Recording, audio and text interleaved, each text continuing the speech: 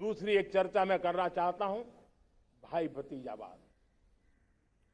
और जब मैं भाई भतीजावाद, परिवारवाद की बात करता हूं तो लोगों को लगता है मैं सिर्फ राजनीतिक क्षेत्र की बात करता हूं। जी नहीं, दुर्भाग्य से राजनीतिक क्षेत्र की उस बुराई ने हिंदुस्तान की हर संस्थाओं में परिवारवाद को पोषित कर दिया है।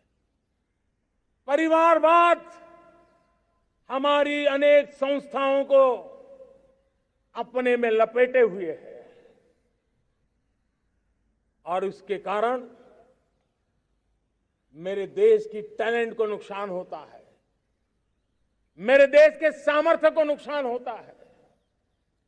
जिनके पास अवसर की संभावनाएं हैं वो परिवारवाद, भाई भतीजे के बाद बाहर रह जाता है।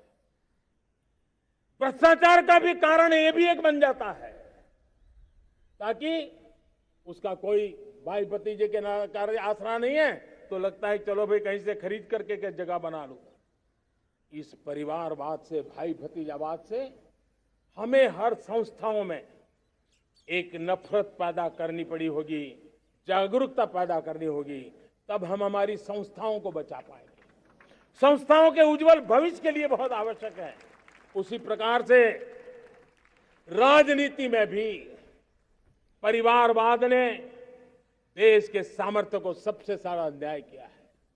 परिवारवादी राजनीति परिवार की भलाई के लिए होती है, उसको देश की भलाई से कोई लेना देना नहीं होता है। और इसलिए लाल किले की प्राचीर से तिरंगे झंडे के आन बान शान के नीचे भारत के संविधान का स्मरण करते हुए मैं देशवासियों को खुले मन से कहना चाहता हूं, आइए हिंदुस्तान के राजनीति के शुद्धिकरण के लिए भी, हिंदुस्तान की सभी संस्थाओं के शुद्धिकरण के लिए भी हमें देश को इस परिवारवादी मानसिकता से मुक्ति दिला करके योग्यता के आधार पर देश को आगे ले जाने की ओर बढ़ना होगा। यह अनिवार्यता है, वरना हर किसी का मन कुंठित रहता है कि मैं उसके लिए योग्य था, मुझे नहीं मिला क्योंकि मेरा कोई चाचा, मामा, पिता, दादा, दादी, नाना, नानी कोई वहां थे नहीं। ये मनस्थिति किसी भी देश के लिए अच्छी नहीं। मेरे देश के नौजवानों, मैं आपके उज्जवल भविष्य के लिए, आपके सपनों के लिए मैं भाई भतीजावाद के खिलाफ लड़ाई में आपका साथ चाहता हूं। परिवारवादी राजनीति के खिलाफ लड़ाई में मैं आपका साथ चाहता हूं।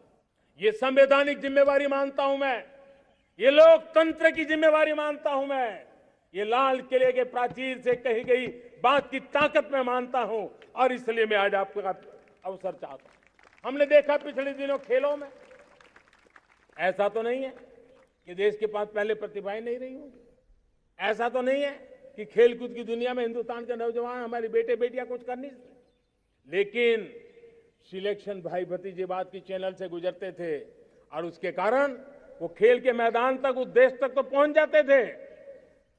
जीत हार से उन्हें लेना देना नहीं था, लेकिन जब ट्रांसपेरेंसी आई, योग्यता के आधार पर खिलाड़ियों का चयन होने लगा, पूर्ण पारदर्शिता से खेल के मैदान में सामर्थ्य का सम्मान होने लगा, आज देखिए दुनिया में खेल के मैदान में भारत का तिरंगा फहरता है, भारत का राष्ट्रगान गाया जाता है, गर्व होता है और परिवारवाद से मुक्ति होती है, भाई भतीजावाद से मुक्ति होती है तो ये नतीजे आते हैं। मेरे प्यारे देशवासियों, ये ठीक है, चुनौतियां बहुत हैं। अगर इस देश के सामने करोड़ों संकट हैं तो करोड़ों समाधान भी है और मेरा 130 करोड़ देशवासियों पर भरोसा है। 130 करोड़ देशवासी निर्धारित लक्ष्य के साथ,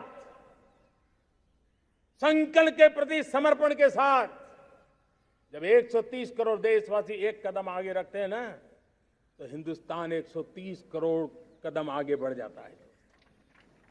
इस सामर्थ्य को लेकर के हमने आगे बढ़ना है। इस अमृत काल में, जब ये अमृत काल की पहली बेला है, पहली प्रभात है, हमें आने वाले 25 साल को एक पल भी भूलना नहीं है। एक एक दिन, समय का प्रत्येक क्षण जीवन का प्रत्येक कण मातृभूमि के लिए जीना, और तभी आजादी के दीवानों को हमारी सच्ची श्रद्धांजलि होगी। तभी 75 साल तक देश को यहां तक पहुंचाने में जिन जिन लोगों ने योगदान किया, उनका पुण्य स्मरण हमें काम आएगा। मैं देशवासियों से आग्रह करते हुए, नई संभावनाओं को संजोते हुए, नए संकल्पों को पार करते हुए, आगे बढ़ने का विश्वास लेकर के आज अमृत काल का आरंभ करते हैं। आजादी का अमृत महोत्सव अब अमृत काल की दिशा में पलट चुका है, आगे बढ़ चुका है। तब इस अमृत काल में सबका प्रयास अनिवार्य है। सबका प्रयास ही परिणाम लाने वाला है।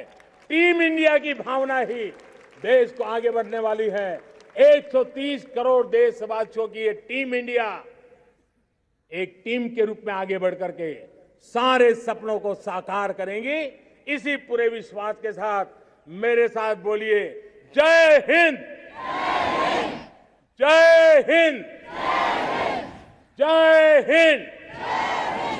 भारत माता की, भारत माता की, भारत माता की, वंदे वंदे वंदे। बहुत बहुत धन्यवाद। इंडिया टीवी हर वक्त हर जगह डाउनलोड करने के लिए सर्च करें India TV news Google play store या ऐप स्टोर पर।